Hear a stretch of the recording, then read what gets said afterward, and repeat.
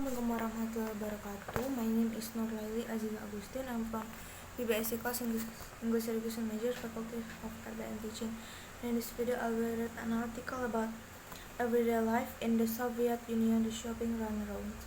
The author Hedrick Smith was head of the New York Times office in Moscow from 1971 to 1974. The following passage is adapted from Mr. Smith's book The Russians, which was published in 1976 by Quadrangle, the New York Times Book Company.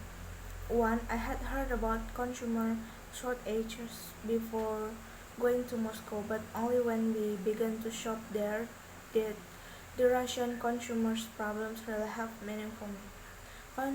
Customers, the word overweight in lines, but Soviet lines have a special quality all their own. Typically, the Soviet woman spends 2 hours a day in line, 7 days a week. Personally, I have known of people who stood in line 90 minutes to buy 4 pineapples and 3.5 hours to buy 3 large heads of cabbage, only to find the cabbages were gone as they approached the front of the line. Lines can run from a few yards to nearly a mile. Some friends of ours watched a line of people in Moscow signing up to buy rugs. The line lasted 2 days and nights, ran for across all through an apartment development. 2. In spite of all of this, the natural reaction of a Russian woman when she sees a line forming is to get in it immediately, even before she knows what is being sold. However, Soviet lines are more fluid than they appear. In most stores, for example, shoppers must stand in not one but 3 lines for any purchase. The first, to select a purchase and find out its price. The second, to pay a cashier somewhere else in the store and get a receipt. And the third, to go pick up the purchase and turn in the receipt. 3. But in a dairy store one morning, I found out that the game is both simpler and more complex than that.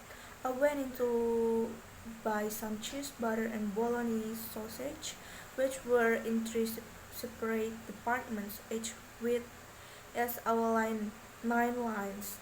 4.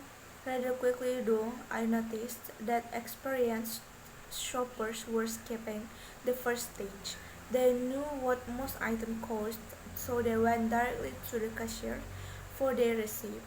After studying prices, I did that too.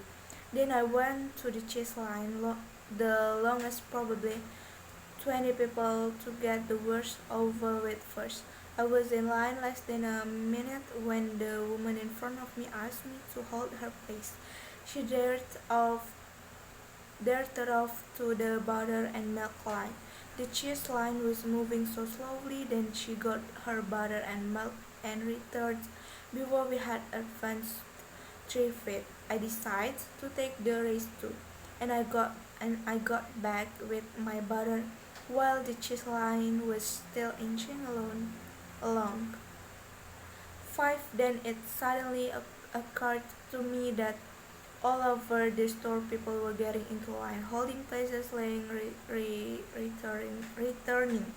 Everyone was using the cheese line as home base. That was why it was barely moving. It kept expanding in the middle, so I got the man behind me to hold my place, and I went off to buy my bologna once again. It worked.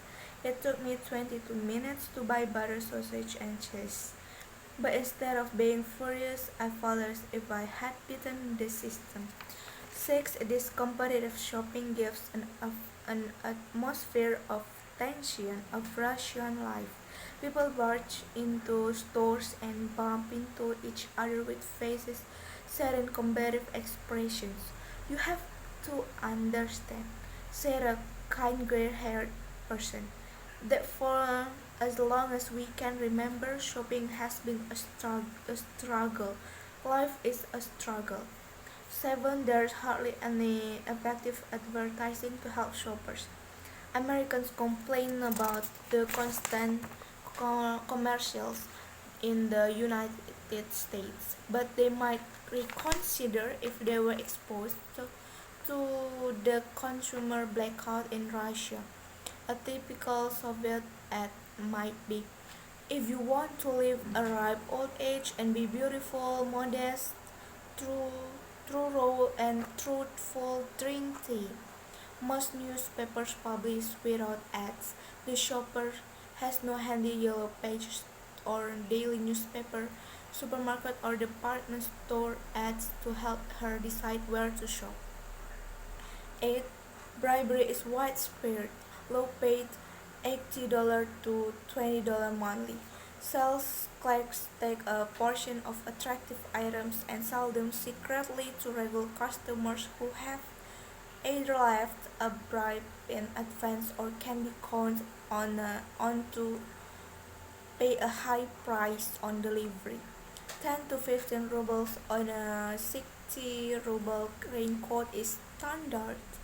In 1976, the ruble was equivalent to 1 and $32. 9. So common is this practice that the Soviet press is always complaining about it, but it doesn't do any good. Crocodile, the Soviet humor magazine, once showed a department store employee promoting some newly arrived items. Dear customers, in the leather goods department, 400 important women's purses have been received. 450 of them have been bought by store employees. 49 are under the counter and have been ordered in advance for friends. One purse is in the display window. We invite you to visit the leather department to buy this purse. Okay, thank you. Wassalamualaikum warahmatullahi wabarakatuh.